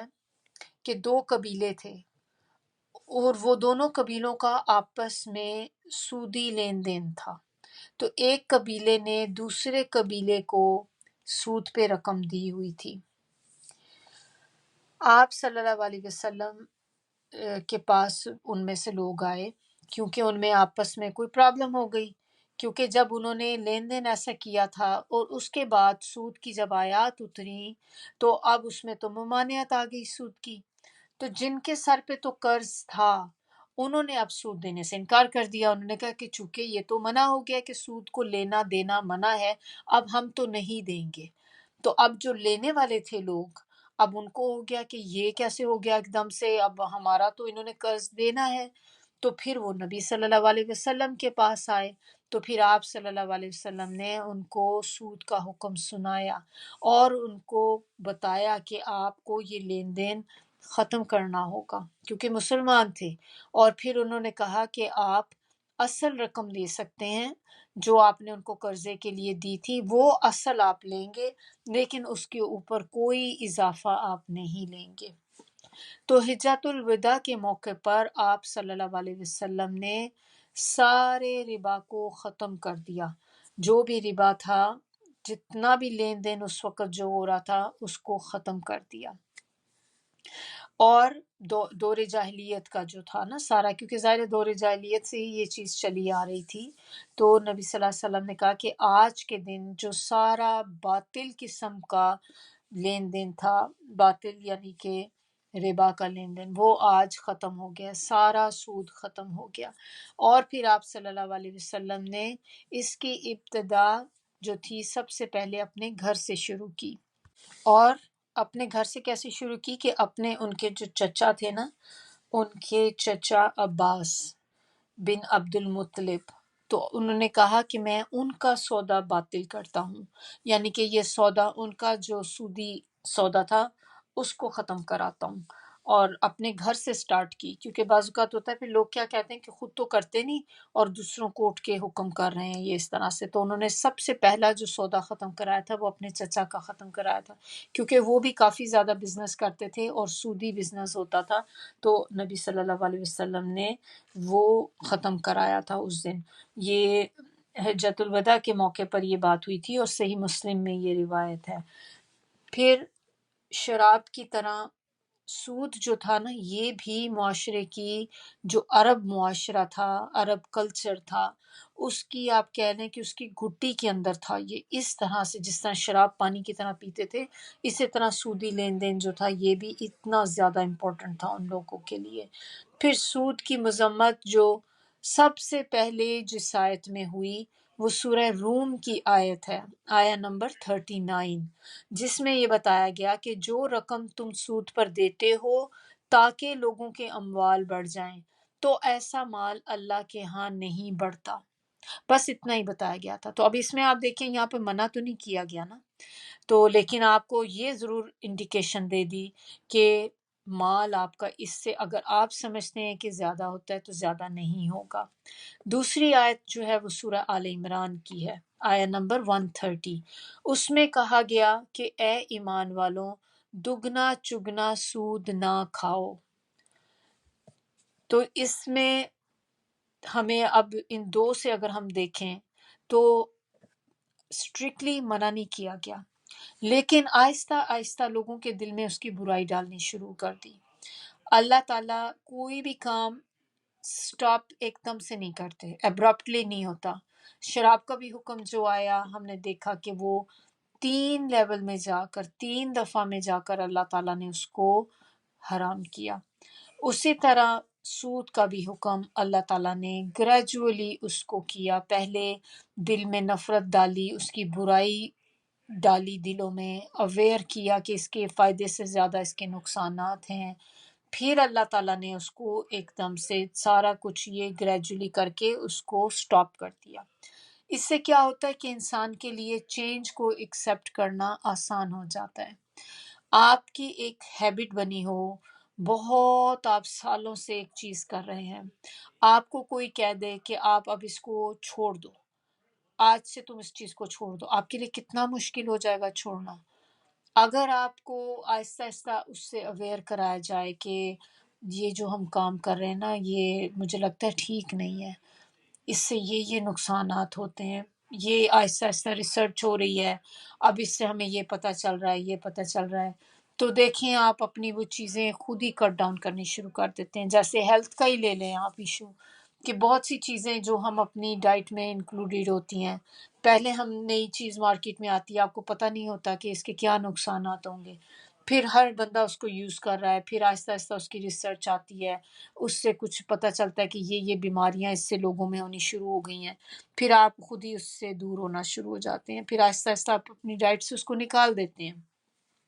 لیکن آپ کو اگر ایک دم سے کو بولا جائے کہ کوئی بندہ اسموکنگ کرتا ہے کہ تم آج سے ایک دم سے سگریٹ پینی چھوڑ دو، اس کے لیے کتنا مشکل ہو جائے گا، نہیں چھوڑ سکتا، گریجولی کرنا پڑتا ہے. تو اللہ تعالیٰ کو دیکھیں، کیونکہ ہیومن سائیکالوجی ہے یہ کہ آپ ایک دم سے جو کام آپ اس طرح سے اتنے عرصے سے کرتے چلے آ رہے ہیں تو آپ اور یہ بھی ہو سکتا ہے کہ لوگ ایک دم اگینسٹ ہو جائیں کہ آپ کی ایک فیوریٹ چیز آپ کر رہے ہیں اور اتنے سالوں سے کرتے چلے آ رہے ہیں کہ اس یور ریفلیکس بن چکے ہیں. اب آپ سے کہے کوئی آج سے بس ابھی سے ابھی حکم آ گیا اسی وقت آپ نے اس کو چھوڑ دینا،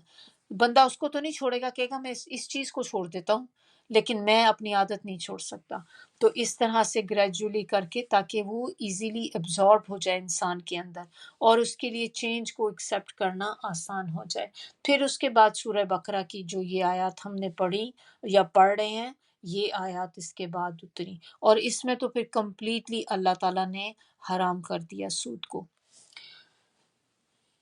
اور پھر نہ صرف یہ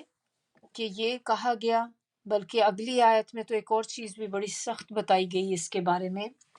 اور وہ کیا ہے آیا 279 میں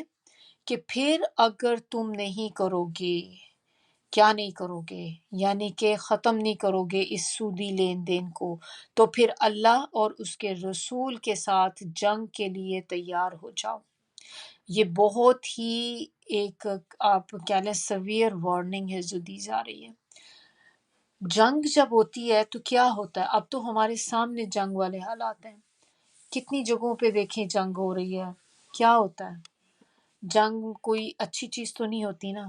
اور جنگ میں دیکھیں دونوں ہی لوگوں کا نقصان ہو رہا ہوتا ہے۔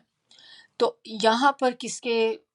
بات ہو رہی ہے کہ جنگ کس سے کرنی ہے؟ اللہ سے اور اس کے رسول سے جنگ ہے۔ اگر آپ یہ کام کرتے ہیں، لے رہے ہیں یا دے رہے ہیں، تو کیا ہم افورڈ کر سکتے ہیں؟ اللہ کے ساتھ جنگ، اللہ کے رسول صلی اللہ علیہ وآلہ وسلم کے ساتھ ہم جنگ افورڈ کر سکتے ہیں؟ جب آپ کسی کے ساتھ جنگ کر رہے ہوتے ہیں تو کس کے ساتھ ہوتی ہے جنگ؟ آپ کے دشمن کے ساتھ ہی ہوتی ہے نا۔ تو اگر اللہ تعالیٰ کے ساتھ آپ دشمنی مول لے لیتے ہیں، دشمنی کر لیتے ہیں، تو پھر آخرت میں کہاں جائیں گے؟ کون ہوگا مددگار؟ کیونکہ اللہ ہی تو ہے جس نے بچانا ہے، اللہ ہی تو ہے جو ہمارا مددگار ہے، جو ہمیں اس دن بچائے گا۔ اللہ ہی سے ہماری ساری امیدیں ہیں کہ اللہ کی رحمت ہوگی تو ہم جنت میں جائیں گے۔ اور اگر اللہ سے ہم نے پہلے ہی یہ شروع کر دی چیز کہ جنگ والے موڈ پہ ہم آ گئے، تو پھر وہ تو ختم ہو گئی، پھر رحمت تو نہیں ملے گی اللہ کی۔ تو جب رحمت نہیں ملے گی تو پھر کیا ہوگا اینڈ ریزلٹ؟ جہنم۔ تو اتنی بڑی یہ چیز ہے کہ اس کے مترادف کہا گیا کہ یہ جنگ کے برابر ہے اللہ اور اس کے رسول کے ساتھ۔ یعنی کہ اس حد تک بتانے کا مقصد کہ چھوڑ دیں، کسی طرح لوگ باز آ جائیں اس چیز سے، توبہ کر لیں، اور اگر تم توبہ کر لو تو پھر تم اپنے اصل سرمائے کے حقدار ہو۔ تو یعنی کہ آپ توبہ کر لیں تو کم از کم آپ کا جو اصل دیا ہے وہ آپ کو واپس مل جائے گا۔ تو نہ تم ظلم کرو دوسروں پر، کیونکہ یہ ظلم ہے نا کہ آپ دوسرے کا مال جو ہے انٹرسٹ کے ذریعے کھا رہے ہیں۔ جب تم دوسرے پہ ظلم نہیں کرو گے تو پھر تم پر بھی ظلم نہیں کیا جائے گا۔ تو آپ توبہ کر لیں گے تو پھر قیامت کے دن اللہ تعالیٰ آپ پر بھی ظلم نہیں کریں گے۔ اور ظلم اللہ تعالیٰ تو نہیں کر رہے ہوتے، ہم نے اپنے جو اعمال دنیا میں کیے ہوتے ہیں وہ انہی کا بدلہ ہوتا ہے جو ہمیں مل رہا ہوتا ہے، کیونکہ اللہ تو کسی پہ ظلم نہیں کرتا۔ اور ایسے نہیں ہے کہ آپ نے کچھ نہیں کیا تو اللہ تعالیٰ آپ کے اوپر خام خواہی بندے پر جو ہے یہ سارا کچھ ڈال دے۔ وہ ہم نے ہی وہ کام کیے ہوتے ہیں جن کا پھر آگے جا کے انسان بھگت رہا ہوتا ہے عذاب یا جو کچھ بھی ہے۔ تو وہ اللہ کی طرف سے ظلم نہیں ہوتا، وہ ہم نے خود اپنی نفسوں پر جو ظلم کیا ہوتا ہے وہ ہوتا ہے۔ آیا نمبر 280 میں اب دیکھتے ہیں کہ کیا ہے۔ اب اس کے اندر بتایا جا رہا ہے، اور اگر مقروض تنگ دست ہے تو اسے اس کی آسودہ حالی تک مہلت دینی چاہیے، اور اگر چھوڑ ہی دو تو یہ تمہارے لیے بہت بہتر ہے اگر تم یہ بات سمجھ سکو۔ تو یہاں پر اب قرضے سے منع نہیں کیا گیا، کہیں پہ یہ نہیں کہا گیا کہ قرض نہ دو، بلکہ قرض دیں آپ، کیونکہ ضرورت مند لوگ ہیں اگر آپ کے ارد گرد، اور وہ بہت ہی ضرورت مند ہیں کہ اس وقت قرضے کے علاوہ کوئی چارہ نہیں ہے ان کے پاس۔ تو قرضہ آپ دیں، لیکن سود نہیں آپ نے اس کے ساتھ لینا۔ اور یہاں پر اس آیت میں بلکہ جو بتایا جا رہا ہے کہ آپ کا قرض والا بندہ جس نے قرض لیا ہے، اگر آپ کو پتہ ہے کہ وہ بہت تنگ دست ہے تو پھر آپ اس کو مہلت بھی دے سکتے ہیں اس کے لیے، بلکہ مہلت دینی چاہیے۔ یہ یہاں کہا جا رہا ہے کہ آسانی پیدا کریں اس کے لیے، کہ اگر آپ کو اپنے مال کی فوری ضرورت نہیں ہے تو اس کو تھوڑی مہلت دے دیں۔ اور پھر آگے یہ بھی کہا جا رہا ہے کہ اگر آپ اس کو چھوڑ دیں، یعنی کہ اگر وہ بندہ آپ کو لگ رہا ہے کہ اس کے کہیں سے حالات ایسے نظر نہیں آ رہے کہ کہیں سے اس کی جیسے سورس آف انکم بن نہیں رہی، وہ بیچارہ اگر جیسے کسی کی جاب ہی ختم ہو گئی ہے، اب اس کو اپنا بیسک ضروریات کے لیے قرضے سے گزارا کرنا پڑ رہا ہے اور آگے کوئی ذریعہ نہیں بن رہا، تو اب آپ کو تو نظر آ رہا ہے نا کہ وہ ابھی قرضہ نہیں چکا پا رہا، تو مہلت بھی دے دوں گا، تو مہلت دے کے بھی آگے ہو سکتا ہے کہ نہ چکا سکے، کہ جیسے بیمار ہو جائے کوئی شخص، ایسی بیماری ہوگی کہ اس سے جاب ختم ہو گئی اس کی، تو جو آپ کی ایک امید تھی کہ وہ ابھی تو بیمار ہو گیا ہے تو چلیں ٹھیک ہو جائے گا تو دے دے گا، لیکن اور وہ بیماری بڑھتی چلی گئی کہ اس سے اس کی جاب بھی ختم ہو گئی۔ اب کیا ہے کہ وہ تو جاب بھی ختم ہو گئی تو آگے تو کوئی ذریعہ نہیں، اور بیماری سے بھی نہیں لگتا کہ وہ اٹھ سکے گا۔ جیسے کسی کو کینسر ہو جائے، اللہ رحم کرے، تو اب وہ بندہ تو پتہ ہے کہ آپ کو وہ تو اب کام کرنے والا نہیں رہا، تو اب آپ کو آگے پتہ ہے کہ مجھے مال شاید نہیں مل سکے گا، تو اس میں پھر اللہ تعالیٰ کہہ رہے ہیں کہ اگر آپ اس کو چھوڑ دو تو یہ تمہارے لیے بہت بہتر ہے۔ اور اس کے اوپر پھر اس چیز کو انکریج کرنے کے لیے اس میں کچھ احادیث بھی بتائی ہیں، کچھ تھوڑی سی کچھ آپ کے سامنے اس میں آپ کو بتاتی ہوں کہ کس طرح سے مکروز کو مہلت دینے یا اسے معاف کر دینے میں جو بہتری ہے۔ تو یہ کیوں ہمیں اس طرح سے احادیث میں بھی بتایا جاتا ہے؟ تاکہ انسان انکریجڈ ہو کہ آپ دوسرے کے حالات دیکھیں، بس اپنی ہٹ دھرمی پہ ہی نہ رہیں۔ اگر آپ نے قرض دے دیا ہے اور اگر آپ وہ بندہ واپس کرنے کے حالات نہیں ہے اس کے، تو سب سے پہلے تو آپ اس کو مہلت دے دیں کہ جب ٹھیک ہے اس کے پاس ہوگا دے دیں، اور اگر پھر بھی نہیں دے پا رہا تو پھر آپ اس کو چھوڑ دیں۔ تو قرضے کی مہلت میں اس کی فضیلت کے اوپر آپ صلی اللہ علیہ وسلم نے فرمایا کہ جس شخص کو یہ بات محبوب ہو کہ اللہ تعالیٰ اسے قیامت کی سختیوں سے نجات دے، اسے چاہیے کہ تنگ دست کو مہلت دے یا پھر اسے معاف کر دے۔ صحیح مسلم کی روایت ہے۔ اسی طرح آپ صلی اللہ علیہ وسلم نے فرمایا کہ جس شخص کے ذمے کسی کا قرضہ ہو اور مقروض ادائیگی میں تاخیر کرے تو قرض خواہ کے لیے ہر دن کے عوض صدقہ ہے۔ سبحان اللہ، یہ تو بہت خوبصورت حدیث ہے۔ ایک تو اوپر والی بھی بہت زبردست کہ اس میں کہ اللہ تعالیٰ اس کو قیامت کی سختیوں سے نجات دلائیں گے، اور کیا چاہیے انسان کو۔ اور دوسرے میں آپ دیکھیں کہ جب آپ نے کسی کو قرض دیا اور آپ نے اس کے ساتھ ٹائم مقرر کرنا ہے، وقت مقرر کرنا ہے کہ کب آپ کو وہ صدقہ واپس کرے گا، تو وہ جب آپ نے وقت اس کے ساتھ مقرر کیا ہے تو پھر قرض خواہ اگر اس میں تاخیر کر دیتا ہے کہ نہیں اتار پاتا اس ٹائم پہ، تو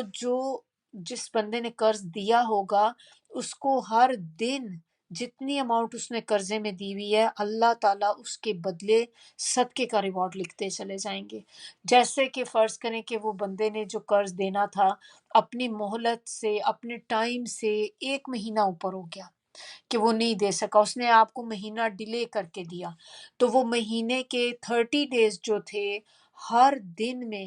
اب آپ نے اگر $1000 دیا تھا قرض کسی کو، تو آپ ہر بندہ دیکھیں $1000 آپ اگر قرض کوئی دے رہا ہے تو روزانہ تو کوئی صدقے میں $1000 نہیں دے سکتا نا۔ ہمیں بھی کہیں کہ کوئی صدقہ ہم دیں، ہم کبھی کبھار دے سکتے ہیں تھوڑی اماؤنٹ جتنی ہم افورڈ کر سکتے ہیں، لیکن ہم ڈیلی بیسس پہ اتنی اماؤنٹ تو نہیں نکال سکتے۔ تو آپ نے قرضہ دیا ہے $1000 کا، اب وہ قرضہ واپس کرنے میں اس نے ڈیلے کر دیا، تو جتنے دن ڈیلے ہوئے تو ہر دن $1000 آپ کے لیے صدقے کا ریوارڈ لکھا جا رہا ہے، لکھا جا رہا ہے، لکھا جا رہا ہے۔ دیکھیں کتنی بڑی رحمت اللہ تعالیٰ کی،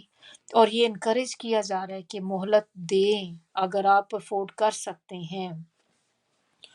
پھر آپ صلی اللہ علیہ وسلم نے فرمایا کہ جو شخص کسی تنگ دست کو مہلت دے یا معاف کر دے تو قیامت کے دن اللہ تعالیٰ اسے اپنے سائے میں جگہ دیں گے۔ اگر مقروض تنگ دست ہو اور قرض خواہ زیادہ ہو تو اسلامی عدالت جو ہوتی ہے نا وہ قرض خواہوں سے مہلت دلوانے یا قرض کا کچھ حصہ معاف کرانے کی مجاز ہوتی ہے۔ اس کی ریفرنس میں ایک کہتے ہیں کہ سیدنا ابو سعید کہتے ہیں کہ دور نبوی میں صلی اللہ علیہ وسلم میں ایک شخص کو پھل کی خرید و فروخت میں نقصان ہوا اور اس کا قرضہ بہت بڑھ گیا۔ آپ صلی اللہ علیہ وسلم نے لوگوں سے فرمایا کہ اس پہ صدقہ کرو۔ لوگوں نے صدقہ کیا، پھر بھی اتنی رقم نہ ہو سکی جو قرضے پورے کر سکے، تو آپ صلی اللہ علیہ وسلم نے قرض خواہوں سے فرمایا کہ جو کچھ قرضے کی نسبت سے تمہیں ملتا ہے لے لو، اور تمہارے لیے یہی کچھ ہے۔ مسلم میں ہے یہ روایت۔ عبداللہ بن کعب کہتے ہیں کہ میرے باپ کعب بن مالک نے عبداللہ بن ابی حضرت سے مسجد نبوی میں اپنے قرض کا تقاضا کیا۔ دونوں چلانے لگے۔ آپ صلی اللہ علیہ وسلم اپنے حجرے میں تھے۔ ان دونوں کی آوازیں سنی تو آپ صلی اللہ علیہ وسلم حجرے کا پردہ اٹھا کر برآمد ہوئے اور کعب کو پکارا۔ کعب نے کہا کہ حاضر یا رسول اللہ صلی اللہ علیہ وسلم۔ تو آپ صلی اللہ علیہ وسلم نے اشارے سے فرمایا آدھا قرض چھوڑ دو۔ کعب کہنے لگے یا رسول اللہ صلی اللہ علیہ وسلم میں نے چھوڑ دیا۔ پھر آپ صلی اللہ علیہ وسلم نے ابو حضرت سے فرمایا اٹھ اور اس کا قرض ادا کر۔ بخاری کی روایت ہے یہ۔ تو اس سے بھی ہمیں یہ بات پتہ چلتی ہے کہ جو گورنمنٹ ہوتی ہے اس ٹائم کی، یا جو بھی اس کو جیسے قاضی ہوتا ہے اس جگہ کا، اس ملک کا، تو عدالت بھی ہو سکتی ہے، وہ اسلامی عدالت ہو گئی یا قاضی ہو گیا یا اس دور کا جو بھی اس وقت انچارج ہوتا ہے، تو وہ یہ کر سکتا ہے کہ اگر وہ بندہ جس نے قرض لیا ہے بہت تنگ دست ہے اور اس کا قرض دینے والا بندہ جو ہے وہ نہیں اس کو کم کرا، تو وہ بھی انٹرفیئر کر کر اس کا قرض کم کرا سکتے ہیں، اس کو مہلت دلوا سکتے ہیں یا اس میں کمی کروا سکتے ہیں۔ تو یہاں تک ہی ہمارا آج کا جو تھا، یہاں پر ہماری سود کی آیات جو ہیں وہ ختم ہوتی ہیں۔ سبحانک اللہم و بحمدک نشہد ان لا الہ الا انت نستغفرک و نتوب الیک۔ سبحان ربک رب العزت عما یصفون وسلام علی المرسلین والحمد للہ رب العالمین۔ ربنا تقبل منا انک انت السمیع العلیم وتب علینا انک انت التواب الرحیم۔ السلام علیکم ورحمۃ اللہ وبرکاتہ۔